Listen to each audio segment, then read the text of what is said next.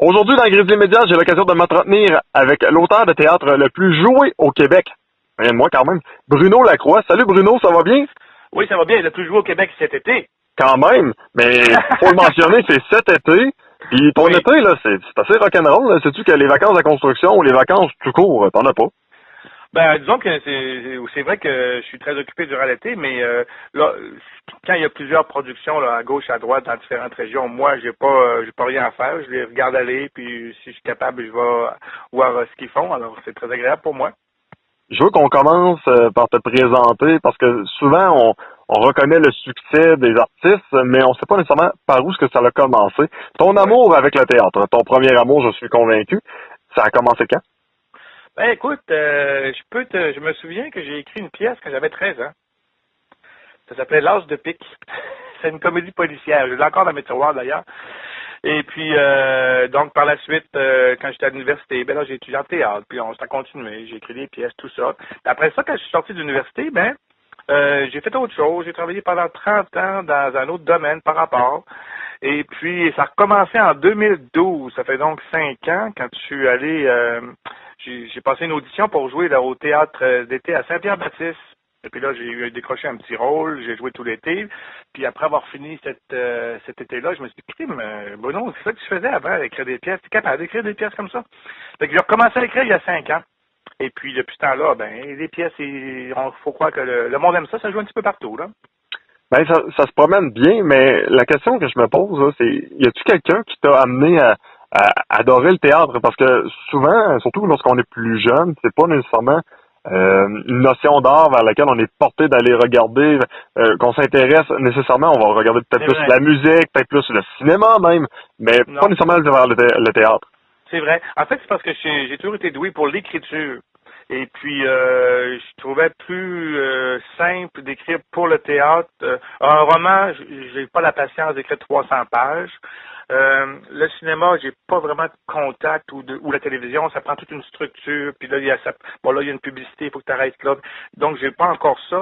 Donc, pour le théâtre, ben, je trouvais que c'était plus facile, plus simple. Et puis, je suis arrivé naturellement, là. On parle de l'amour de l'écriture, il y a également l'amour du jeu. Est-ce que les deux se marient toujours bien ou parfois tu préfères rester en retrait en disant, regarde, j'ai écrit sur plusieurs rôles dans une pièce X, mais malheureusement, je me vois pas là-dedans ou je préfère donner la chance à quelqu'un d'autre? Ben, en fait, c'est une bonne question parce que je porte plusieurs chapeaux parce que en plus d'écrire des comédies, j'ai fondé le Théâtre Bleu. Donc, je fais la mise en scène cette année. Je fais la mise en scène de Nuit Blanche en traversin. Je joue dedans, je joue un petit rôle et puis je laisse les premiers rôles là, à des jeunes qui sont très passionnés et qui ont beaucoup de talent. D'accord. Le théâtre, bon, c'est quelque chose qu'on peut voir de différentes façons. Je vous dirais qu'en Beauce, surtout, l'humour est toujours en avant-plan. Est-ce que du côté Ah de oui. Bruno Lacroix, ça prend absolument de l'humour dans le théâtre? Est-ce que pour lui, c'est important ou il est capable d'apprécier d'autres types d'œuvres?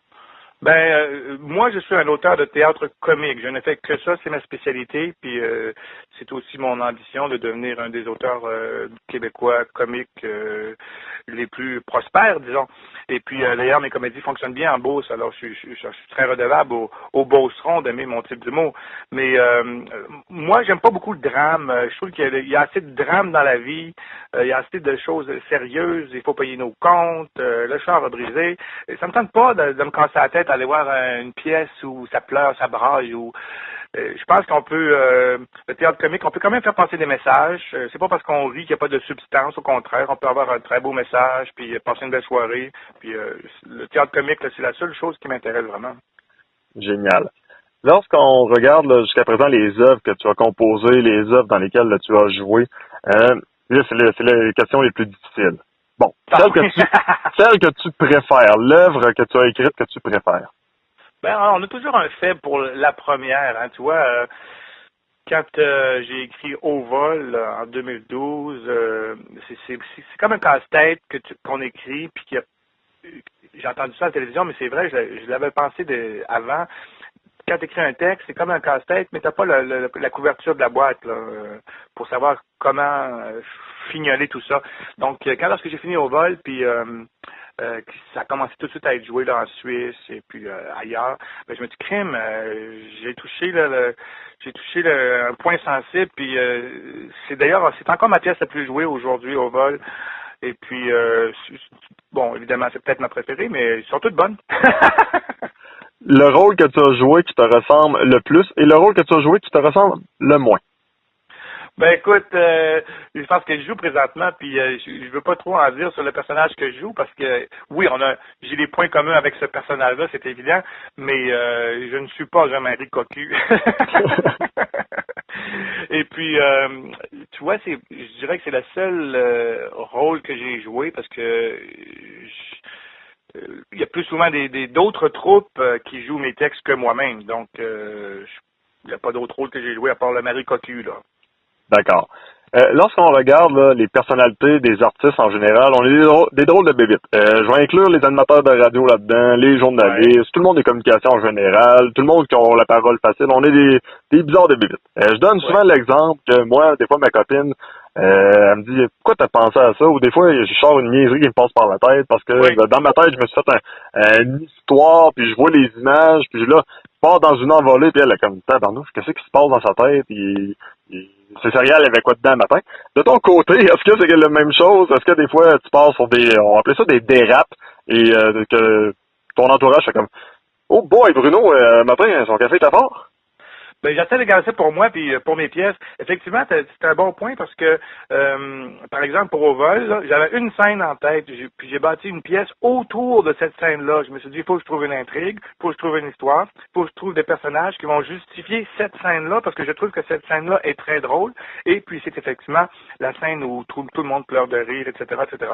Donc, oui, tu peux avoir un flash, puis partir de ce flash-là, puis ça te donne des idées pour écrire. Puis aussi souvent, quand tu écris, là, tu as une idée principale sur ce que tu veux faire, mais tu n'as pas les détails. Tu sais, c'est en cours de route, en écrivant, que les personnages prennent vie, puis t'amènent vers une direction que tu n'avais pas prévue. Puis ça, c'est le fun, parce que ça veut dire que les personnages ont vraiment leur âme et leur personnalité.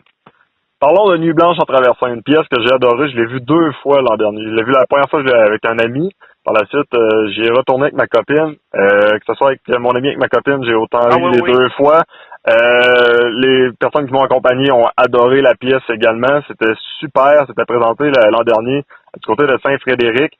Oui. Magali, qui faisait un des personnages principaux, était splendide dans tous les sens du terme. Je pense que la pièce ça a été un véritable succès. As-tu été surpris de voir à quel point les gens je vais le dire, l'ont dévoré la pièce? Oui puis non. D'ailleurs, je tiens à préciser que ça a été coécrit avec François-Xavier Thor, quelqu'un qui a beaucoup de talent, qui vit en France. Et, oui. Je continue à écrire d'autres textes avec lui. On est toujours agréablement surpris quand les gens aiment, le public rit. Puis il y en a qui me disent moi j'ai beaucoup aimé le texte, d'autres qui vont dire moi c'est les gags visuels que j'ai aimés. Donc il y en a pour tous les goûts. C'est pour ça qu'on l'a repris cette année à Saint-Jean-de-Brébeuf au Théâtre Bleu, c'est dans l'ancienne église du village. Puis c'est tous les vendredis, samedis, dimanches soirs. Et puis avec une nouvelle distribution, moi je joue le même rôle, mais on a changé plein de choses et c'est toujours aussi bon, mais j'espère qu'on est allé une petite coche supérieure. De ton côté, est-ce que le défi est plus ardu, justement, une nouvelle troupe, changement de place, on a également changé des petites choses dans l'histoire, tout ça. Oui, je te confirme que le défi est beaucoup plus ardu, comme tu dis, et non hardi, parce que dans Cobaye humain, il y a une petite joke sur le fait que le monsieur est hardi.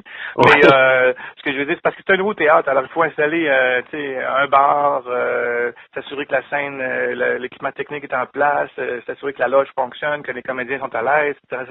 Donc c'est un gros projet là, qui a pris son envol, les gens sont vraiment emballés. En fait, je suis toujours un peu surpris, je me dis, mais vous aimez ça tant que ça? Mais écoutez, on fait ce qu'on peut, on met toute la passion qu'on peut, puis l'équipe de comédiens est passionnée, donc on est content du résultat. Le rêve de Bruno Lacroix dans le monde du théâtre, ce serait quoi?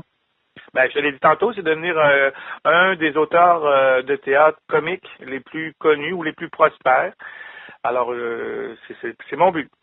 Parfait. Et la dernière, pour toi, juste avant qu'on donne les numéros de téléphone et comment réserver les billets pour la pièce, je veux savoir, là, qu'est-ce qui s'en vient pour toi? Y a-t-il déjà d'autres pièces qui sont en mode d'écriture? Qu'est-ce qui s'en vient? Oui. C'est fun que tu en parles. Déjà, je vais te donner un scoop. T'aimes ça, les scoops? Oh, ben, habituellement, c'est pas pire là-dedans. OK, alors, je viens de commencer un nouveau projet d'écriture en collaboration avec Francis Vachon, qui est un comédien connu de la télévision. C'est aussi un metteur en scène. Et puis, c'est aussi lui qui fait la mise en scène de Cobaye Humain qui va commencer là, le 4 août au séminaire de Sherbrooke. Donc, on a un nouveau projet d'écriture ensemble. Ça va être une comédie, bien sûr.